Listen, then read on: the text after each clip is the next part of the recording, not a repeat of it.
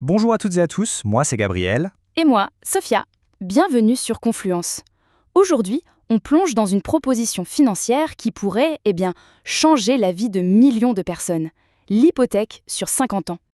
Oui, on va se poser une question qui est franchement assez énorme. Ce fameux rêve américain, celui d'avoir sa propre maison, son chez-soi, et si en réalité il était en train de se transformer en un piège financier à vie?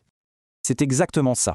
Alors, tout part d'une idée qui refait surface aux États-Unis, notamment portée par des figures de l'administration Trump et des personnalités comme Bill Pulte. L'idée, c'est l'hypothèque sur 50 ans. Et elle est présentée comme la solution miracle à la crise du logement qui frappe si durement la classe moyenne.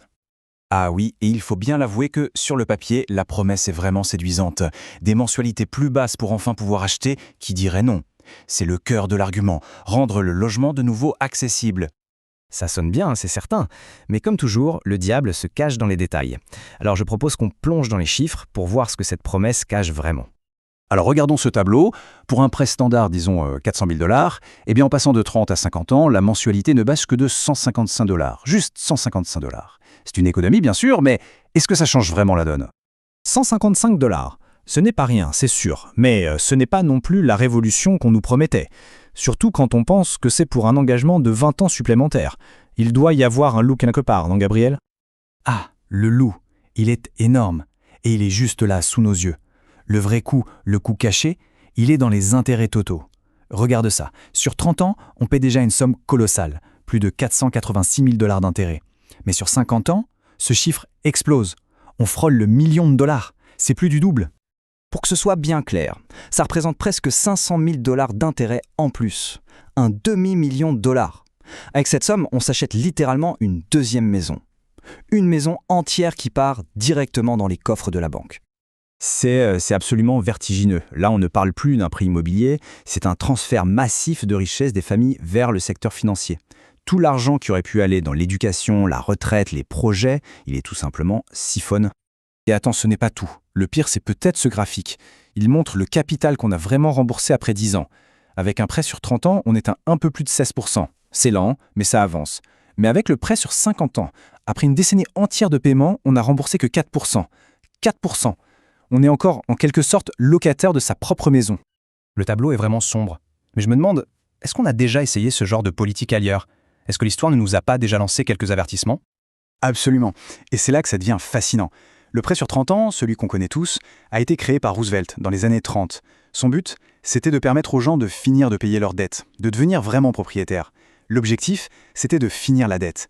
Ici, la philosophie est à l'opposé. On cherche à étirer la dette sur une durée qui dépasse toute une vie de travail.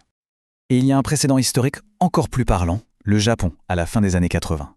En pleine bulle immobilière, les banques ont lancé des prêts multigénérationnels, parfois sur 100 ans. Le résultat? Une catastrophe. Quand la bulle a éclaté, des familles entières se sont retrouvées avec des dettes colossales pour des biens qui ne valaient plus rien. Ça a été l'un des moteurs de la fameuse décennie perdue japonaise. Ce parallèle fait vraiment froid dans le dos. Mais alors, si un tel modèle devenait la norme, quelles seraient les conséquences à long terme? Quel type de société est-ce que ça créerait? Eh bien, les sources qu'on a analysées sont très claires là-dessus. Elles parlent d'un glissement vers une société de locataires de la banque. L'idée, ce n'est plus vraiment de posséder son logement, c'est de le louer à une institution financière, potentiellement pour toute sa vie. La propriété devient une illusion. Et les conséquences concrètes, elles sont multiples et assez terribles. Pensez-y, une crise de la retraite, avec des gens qui paieraient leur maison jusqu'à 85 ans. Une mobilité de l'emploi complètement bloquée, parce que sans capital accumulé, impossible de vendre pour déménager. Et surtout, la fin de la richesse générationnelle. Au lieu d'hériter d'une maison, les enfants hériteraient des dettes. Finalement, on se rend compte que la faille fondamentale de cette proposition, c'est qu'elle ne s'attaque jamais à la racine du problème. Le vrai problème, c'est le manque de logements disponibles. C'est un principe économique de base. Si on donne plus de pouvoir d'emprunt à tout le monde, mais sans construire plus de maisons, que se passe-t-il? Eh bien, les acheteurs se font concurrence les uns les autres et les prix montent en flèche. Au final, le petit avantage de départ est complètement effacé par l'inflation immobilière. On se retrouve au même point, mais avec une dette beaucoup plus lourde et beaucoup plus longue. La conclusion des sources que nous avons analysées est donc sans appel. L'hypothèque de 50 ans n'est pas un pont qui mène à la propriété. C'est un tunnel, un long, très long tunnel financier dont on ne voit jamais le bout et qui transforme le rêve d'une vie en une dette perpétuelle. C'est un avertissement très clair. On a une fausse solution qui semble traiter le symptôme, mais qui en réalité ignore complètement la maladie et risque même de l'aggraver. Exactement. Et c'est sur cette note que se termine notre décryptage. N'hésitez pas à nous dire ce que vous en pensez en commentaire, à aimer cette analyse si elle vous a plu et bien sûr à vous abonner. Merci de nous avoir suivis sur Confluence et à très bientôt.